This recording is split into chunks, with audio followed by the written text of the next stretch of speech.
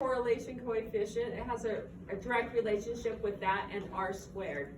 So what you're going to look at is this r squared value. Notice this is 64.1%. So you have to change that percent to a decimal. So changing it to a decimal, we get the following then. So 64.1%, to change it to a decimal, you remove the percent sign. So you remove the percent sign and move the decimal over 2 places to the left, so it becomes 0.641. Okay, this is what r squared is equal to, but what we want is the correlation coefficient. So the correlation coefficient is the value of r. So what you need to do is take the square root. So r is going to equal the square root of 0.641. So then you go to your calculator.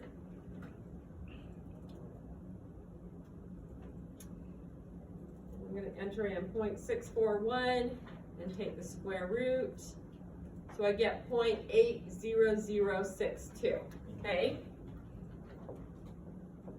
But then what you've got to do, they give you a little hint on this problem, and they say, just in parentheses, it says, be careful to correctly identify the sign of the correlation coefficient. So the correlation coefficient, to identify that sign, I'm just going to open up this mini tab display again, and what you're looking at is the slope, to see if the slope is positive or negative. So here's the equation right here. Here is your y-intercept, here is your slope. So if the slope is positive, r will be positive. If the slope is negative, then r will be negative. So on mine, the slope is negative, so therefore this r value is going to be negative, and that's what you're going to enter in. Okay, does that answer your question? Yep, you're welcome. Okay, any other questions? Yes? Can you quickly go over question 1?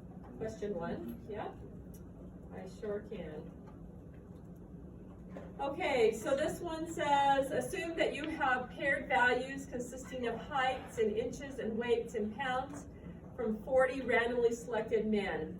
The linear correlation coefficient R is 0.491. Find the value of the coefficient of determination. And then it asks, what practical information does the coefficient of determination provide? Okay, so to go from the correlation coefficient to the coefficient of determination, you take that value, the R value, and you square it. That's all you're doing. So you would take the 0.491. So I'm going to take 0.491, square that value, and I get 0.241081. I'll write that up here. 081. And then you're going to answer the question accordingly. So the coefficient of determination is this 0.241. So you look on here, you have a couple of options. The coefficient of determination is the 0.241 because we squared the R.